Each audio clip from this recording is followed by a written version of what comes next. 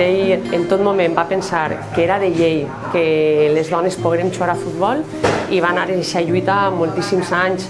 Fa 30 anys i les lluites eren molt fortes perquè no tot el món volia que les dones pogueren jugar a futbol i ella ho va lluitar fins al final i bueno, a dia d'avui jo crec que, no sé, seria d'una altra manera, però no hagués sigut el mateix el futbol femení valencià sense la figura de Pepe Ibáñez.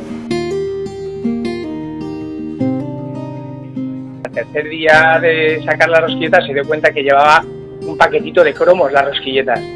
Y ese paquetito de cromos era de jugadoras de fútbol femenino que mi padre se las guardaba.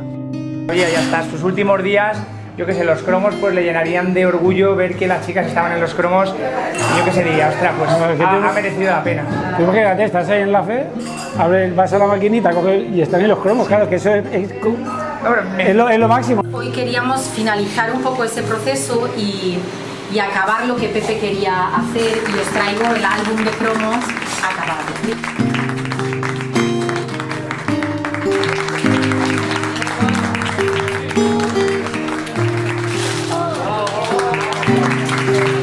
Dice, gracias Pepe Ibáñez por querer siempre en nosotras, por luchar nuestro derecho a jugar al fútbol.